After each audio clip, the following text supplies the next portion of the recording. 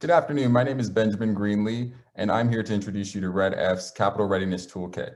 The lending team over at REDF devised this toolkit with the intention of providing any entrepreneur with the necessary skills and resources to assess their own capital readiness. Our Capital Readiness Toolkit is sectioned into two key sections. First would be our pre-loan preparation section. Here we ask you to consider capital as a concept. We provide you with two key articles that allow you to expand your understanding of capital and then ask you to relay this understanding to your business via a business plan. Next, we have a section that centers you understanding your own financial needs. Here, we're going to provide you with a sources and uses document to better characterize your particular project in financial terms, but we also provide you with an amortization schedule that provides you a breakdown of the particular loan you might be looking at in terms of the loan size, the interest rate, the length of the loan or the term of the loan, as well as the total interest paid and the monthly payments you will be responsible for if you do decide to take on a loan.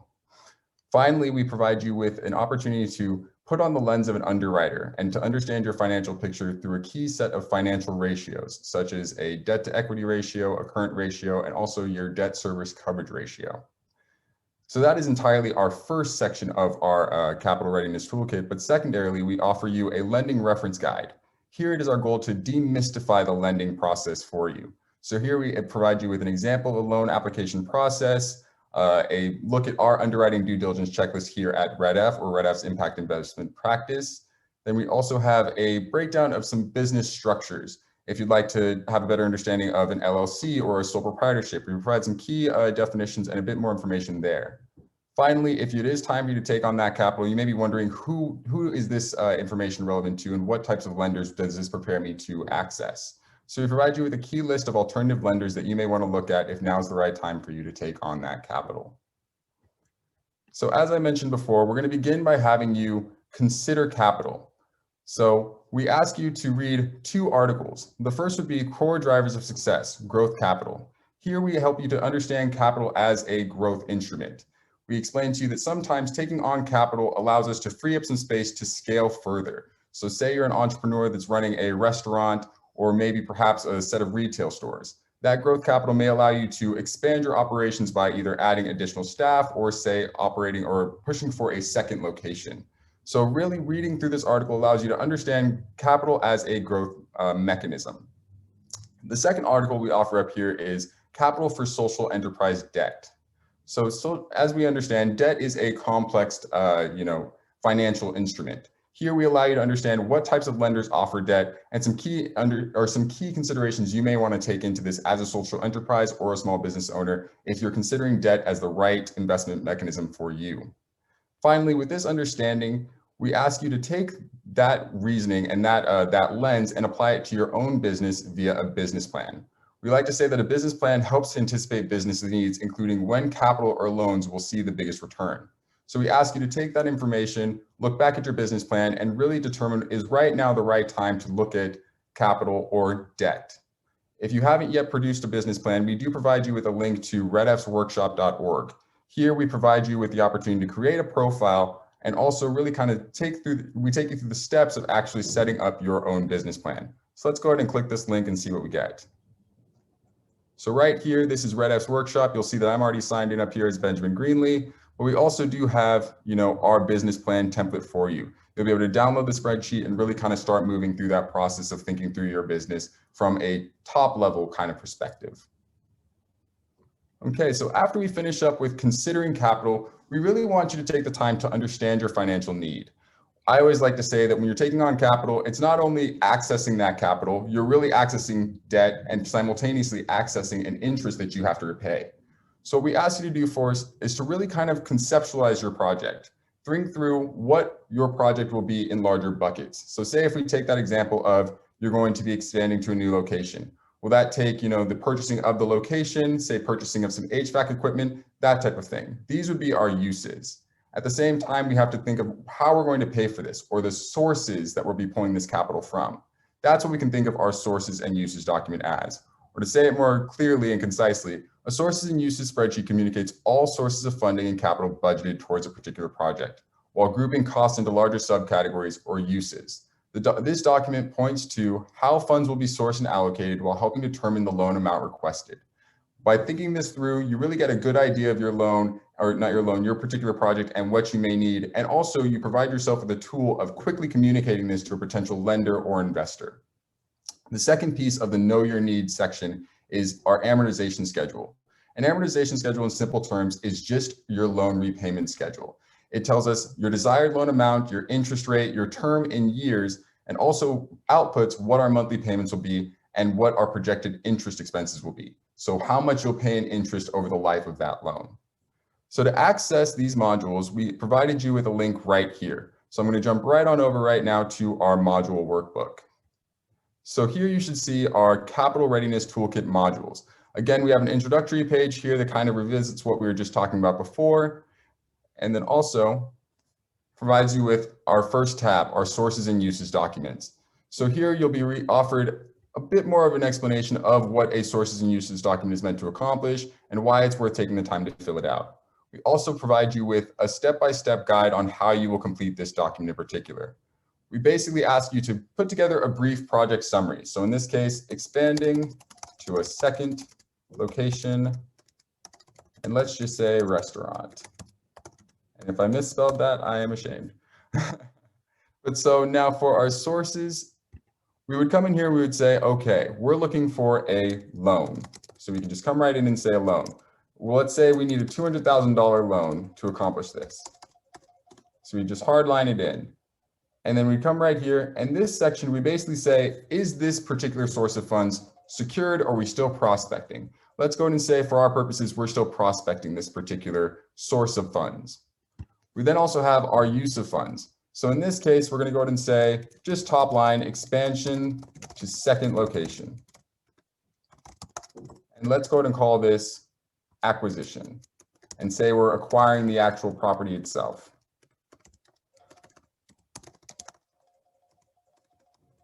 Excuse me there.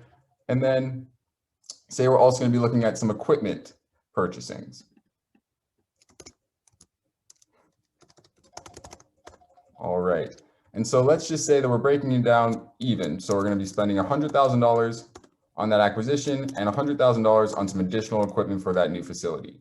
So right here, what we'll see is our total sources of funds is $200,000, assuming that we access that loan. And then also that our two uses for those funds will be our acquisition of that second location and our equipment. We have a little check right here that says, have you budgeted enough to complete this project?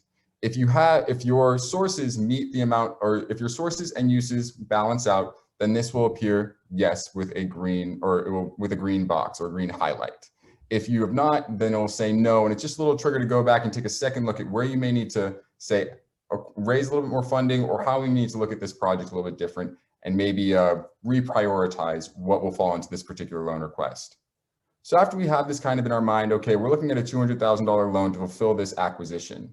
We asked you to jump over to that amortization schedule I mentioned before. And again, this is just a schedule of our repayment of this loan. So right here, we have that $200,000 loan. We could enter anything here though, 150,000, and it would give us a breakdown. We could say 50,000, and it would give us a breakdown. So we're going to begin with $200,000 to keep with that same example. And now let's say we're looking at an interest rate. What are we comfortable with? Say 6.5%. That'll be different for everyone and based on your risk profile, but it kind of gives us that opportunity to start gauging, okay, if I'm looking at a loan of this amount and I'm hoping to get an interest rate of 6.5% or so, and I want to have a term loan of, let's say, 3 years, well, let's give ourselves a little bit more time to repay it, 5 years. This will basically output a list of all of our payments, what the payment will be, what portion will be principal, what portion will be interest. And while we use this item here, it will give us these outputs: our projected total interest paid over the life of the loan, our projected monthly payments. And as an entrepreneur, this can be very helpful as we're trying to consider, okay, how much can I really handle in terms of debt? How much can I impact my cash flow on a monthly basis to service this debt? This really helps us to kind of hone in on, okay, so what type of loan should I be asking for and what terms are agreeable to the way that I seek to run my business? Again, I kind of gave a rundown of how this works, but you'll have this still on the right-hand side, the general purpose of an amortization schedule, excuse me, and then also a list of instructions here on how to complete it. So that kind of gives us an idea of our Know Your Need section of our pre-loan preparation section of the toolkit. Next, we have a bit more of the nitty-gritty, so understanding your financial picture. So now that we have an understanding of our financial needs and we've really kind of built our understanding of debt as an instrument for expanding our business, we now offer you that opportunity to, like I said, put on the lens of an underwriter, attempt to better understand our business through 3 key documents, really: our income statement, our balance sheet, and our projected cash flows, or projections in layman's terms. So for our income statement, what we're basically going to look at is our profitability and our EBITDA. On our balance sheet, we're going to be looking at our net worth, our debt to net worth, and our liquidity, with those last 2 being some key financial ratios that many lenders will look at before they actually issue you a loan. And then lastly, we provide you with an actual template for a set of projections that basically allows us to look at one historical year, or 1 year that can be described as an income statement, and then what we're anticipating for the next 5 years running into the future. So what we would have right now would be an income statement for 2020, and then we would have a look at what we're budgeting or what we're anticipating or projecting for 2021, 2022, 2023, 2024. And if we do that, we're outputted what we call a debt service coverage ratio, which I'll explain a little bit more, but that basically is a measure of our likelihood of repayment. It's a ratio that many underwriters will look at to say, okay, how likely can we assume that this borrower is ready to take on this loan and fulfill that debt obligation on a monthly basis? So again, we're going to jump right back into that same workbook to fulfill these modules. So this is that same workbook. We're going to go and we're going to look at profitability. So here we're really just asking you to understand profitability as a concept. We understand that profitability is basically all of our revenues that we take in with consideration for all of our expenses. What are we left with at the end of the day? So what we do is we take a look at our income statement. And so I'll go ahead and jump over to one other document that I have prepared for you folks here. I'm borrowing from accountingcoach.com. And so this is a very, very basic income statement. So on here, we see that their income comes out to just about, income before taxes is $50,000. So we're going to come over here and we're going to say that their profitability is $50,000. Okay. Now, profitability is something that we will look at as a business owner, just because we're trying to think through, how much do we take home at the end of the day? But as a lender, there's some things that we see as less relevant, or some expenses that are less relevant to our particular calculations. And these tend to be centering our depreciation expenses, our taxes, our interest expenses, and our amortization expenses. So what we actually do is we add these back and we calculate what we call EBITDA, earnings before interest, taxes, depreciation, and amortization. So going back to our example right here, we have our simplified income statement, and we see that they've actually paid taxes here. So their income before taxes was $50,000, but their tax expense was about $12,000. So what we're going to do is we're going to jump back over and we're going to add on $12,000 for those taxes. And so now we have EBITDA. EBITDA tells us what our earnings would be if we didn't pay those taxes yet. And so what our actual funders, or what our particular underwriters may be looking for, is actually, okay, here are your earnings, but if you didn't pay those taxes yet, here are your earnings from all your operations, not considering these other things such as depreciation, taxes, interest, and amortization. So coming in with an understanding of your profitability gives us one look at our business, but coming in with EBITDA allows us a little bit more credibility and allows us to say, okay, I understand that you see this profitability level, but there's also this if you're looking at specifically the operations of my business. So that's the first step to us really understanding our financials, looking at our profitability and looking at EBITDA. Next, we're going to dig a little bit deeper into, as I said, our balance sheet. And so again, I have a document for you right here, again, borrowed from Accounting Coach, where we have a basic balance sheet, our assets, our liabilities broken down by current assets and fixed assets, but then also a breakdown of our liabilities in terms of current liabilities and long-term liabilities.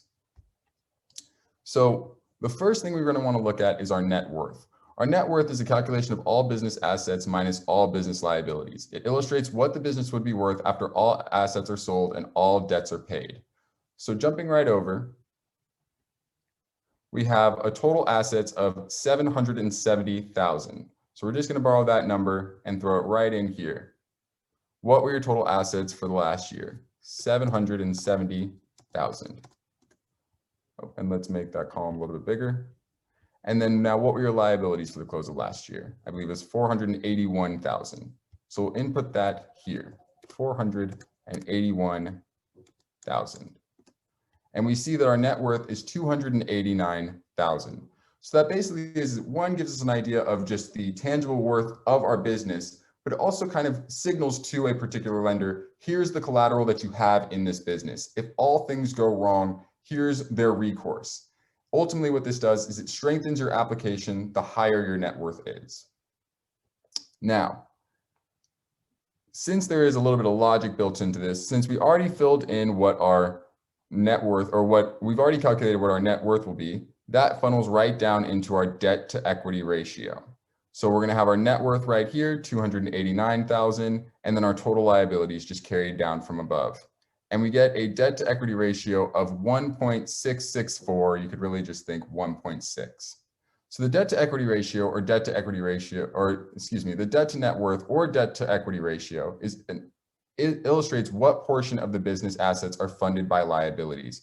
It measures overall leverage. Lenders look to lend to companies that have lower leverage, or a trend of lower leverage over the last few years. If your company does not carry debt, please disregard this module. So basically what we're looking to achieve is you want your net worth to outweigh your total liabilities. And the more that we see that, the better your application is for a particular lender. Now we'll dive into the liquidity ratio. So the purpose of the liquidity ratio, or the liquidity ratio, compares current assets, cash, bank accounts, accounts receivable, etc., to current liabilities, debts that will come due in the next 12 months. For example, accounts payable, loan payments, etc., to determine if you can service your debt without taking on additional funding. The liquidity ratio does not consider long-term debt, such as term loans coming due in more than 1 year, or fixed assets, meaning assets that cannot be easily liquidated. At a ratio of 1.0, a business is showing $1 in cash and cash equivalents for $1 in debt due in the next 12 months. So what we're going to do is we're going to jump over to our current assets, or we're going to jump back over to Account Coach, and we're going to look at our current assets. So right here, we have our total current assets of 89,000. So we'll just hard line that in right here, 89,000. And then our current liabilities. We're going to look on this side here. So our total current liabilities are 61,000. And so this gives us a current ratio of 0.68. So in short, what this means is that we have actually exceeded our current liabilities in current assets. This number will signal to your lender that you are well poised to take on a loan, or well poised to fulfill your debt obligations over the course of the coming year. Again, just another way that you're strengthening your loan application and expanding your own understanding of your capital readiness. Okay, and so the final piece of this puzzle, we've taken a look at the income statement, we've done a bit of a look at our profits and our EBITDA, we've jumped into our balance sheet, taking a look at our leverage, our net worth, and also kind of our liquidity. And now here is this last piece that we'd like you to take a look at. So here we provide you with a template for a set of projections. Here we offer you the opportunity to really kind of go back, and if you haven't yet set up a projections, or look at what you're anticipating your income to, or your revenues to be, and your expenses to be, and your overall net income to be over the course of the next 5 years, we provide you with a template to do so here. What you're basically asked to do is to come in and provide your revenue lines, your different revenue streams. So say if you were that restaurant, this could be your catering, your breakfast, or your dinner time, or your dining service, that type of thing, your different kind of revenue streams. Then at the same time, you'd be taking a look at your different expenses. So this would be, say, your labor that you're bringing in, or say your utilities and things like that. And finally, you'll be provided with your net profits.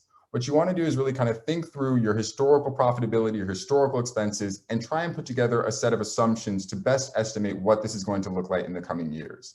This document in particular allows a lender to come in and say, okay, this is why your business is worth lending into. I'm seeing that you are operating here, but you're going to continue to do excellent, or to do great, or you're going to, really ramp up and be ready to take on this loan and really scale further. So that's the purpose of this document here. One is an opportunity for you to look at your business's future and how you're operating, but also allows you to signal to lenders or other outside bodies, this is what we're anticipating, and this is why you should consider backing us or investing in us. If you do complete this full cash projections, and then come down to our debt service coverage ratio section here, you'll actually be offered the opportunity to calculate your own debt service coverage ratio. And to just put it plainly, the debt service coverage ratio compares EBITDA, or our earnings before income, taxes, depreciation, and amortization, to your projected and pre-existing annual loan payments or debt service. At a debt service coverage ratio of 1.0, a company shows $1 in profitability for every $1 in debt service projected. The higher the debt service coverage ratio, the better. With 1.2 or 1.20x serving as many lenders' minimum threshold. Lenders may require between 1.0 and 1.25. So in short, what you'll have the opportunity to do here is by filling this out, you're going to be given your EBITDA, your earnings before income, taxes, and taxes, depreciation, and amortization. And then that will be filling in right here, EBITDA.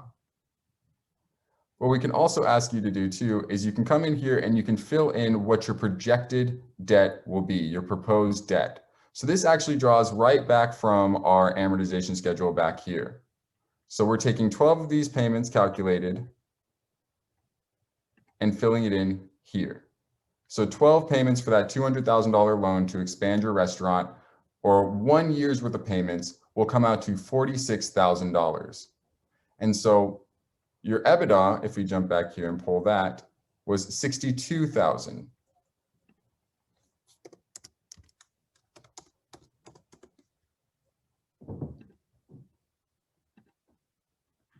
Oh, excuse me here. Excuse me, I input that in the wrong spot there. So you're filling in your EBITDA here, 62,000. And then we have our total debt, or our debt from our existing debt sources and our proposed debt as pulled from the amortization schedule, coming out to 46,000. So basically what we're doing is we're taking 46,000 and dividing it by 62. And what we ultimately, we're dividing 62,000 by 46,000. What we ultimately see is we have a debt service coverage ratio of 1.32.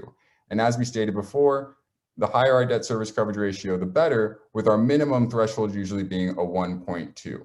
So this is just a look at our first year, our first historical year. But this signals to us that in our first year, we do show enough income to service the debt.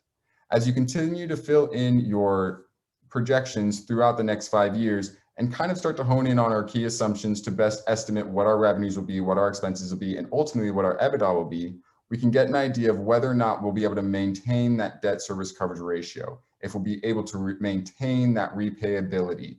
And that really signals to a lender, okay, this is someone thinking through what their financial needs are, what their ultimate earnings will be over the next few years, and what they can really take on in debt. So it's a really powerful tool for negotiations, and also just conceptualizing how much debt you as an individual are ready to, or you as a business owner are ready to take on. So with that, we've concluded that first section of our Capital Readiness Toolkit, those key modules and reading materials. Now we're really digging into those key lending resources, or kind of a resource guide for you.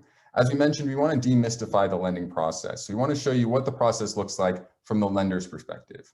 Typically, this will change from lender to lender, but this is kind of a typical look. We're going to have a prospecting phase. Here we're going to be reaching out to the particular entrepreneur. The entrepreneur is going to be reaching out to us, and we're going to be really thinking through, okay, is this the right time to engage with an application?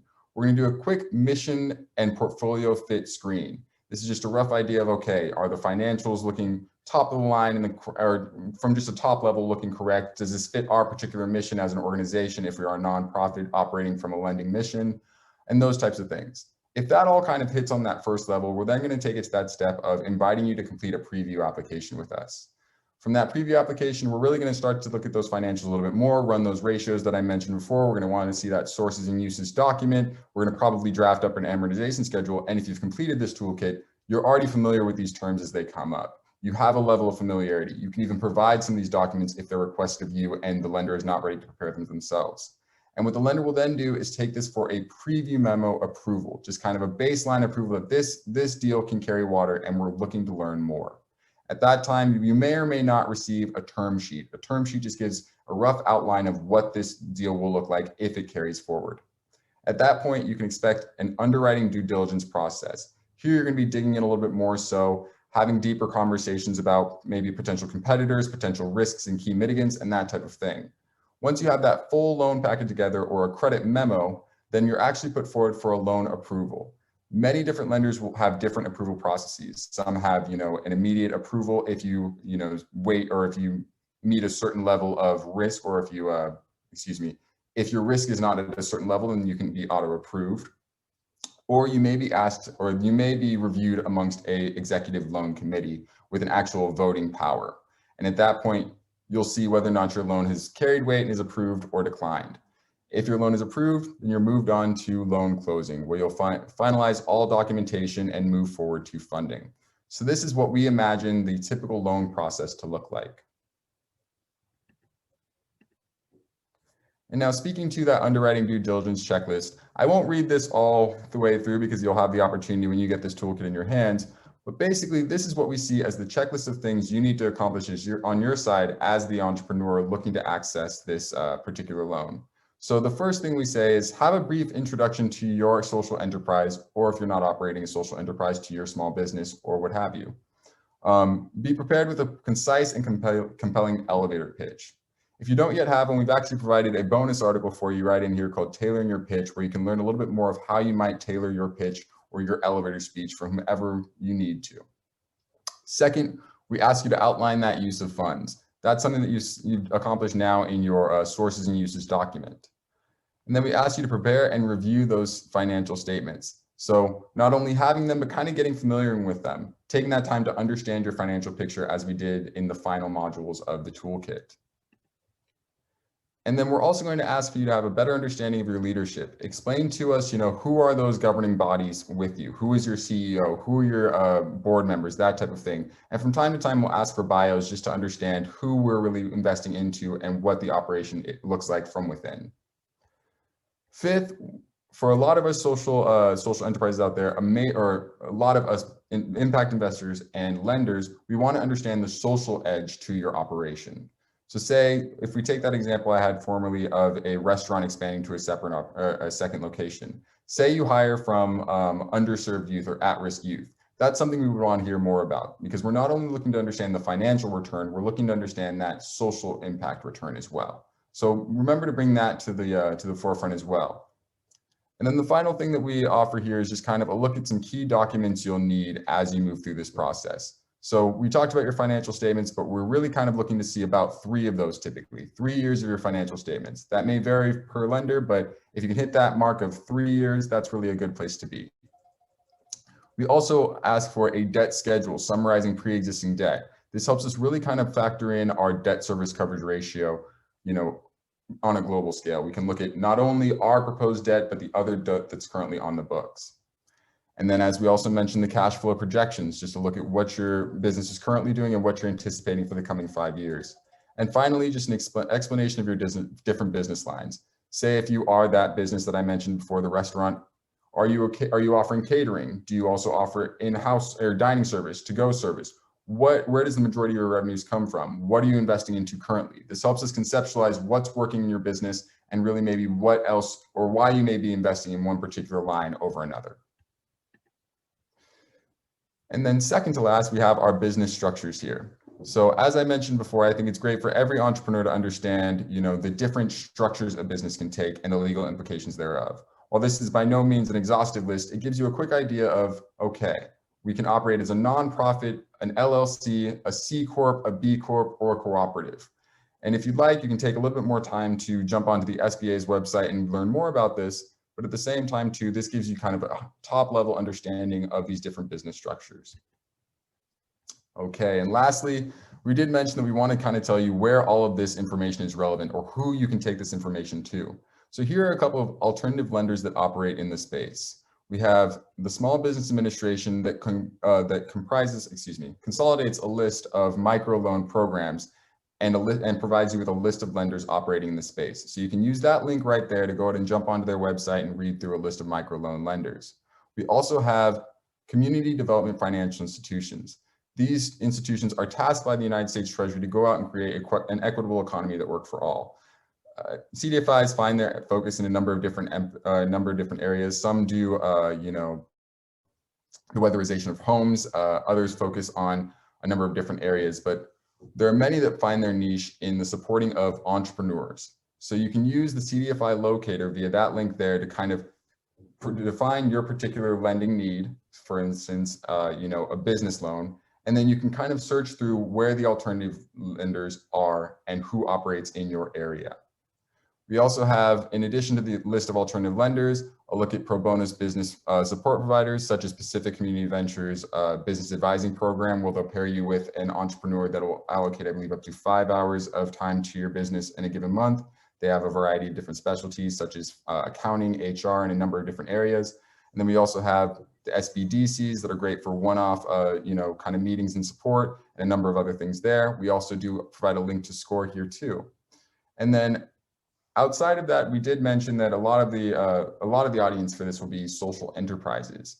And from time to time, it can be difficult to structure your own particular, or to communicate your particular impact or your mission.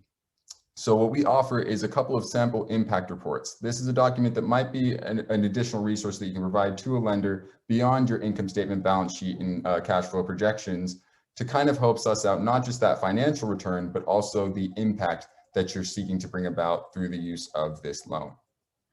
So with that, that brings us to the end of our capital readiness, that brings us to the end of our capital readiness toolkit. I hope you find some value in using it and taking a look at our different modules here. If you have any questions in regard to how it may best be used or how it could be leveraged, we would love for you to reach out to our Director of Impact Lending, Emily Linick. Thank you for your time.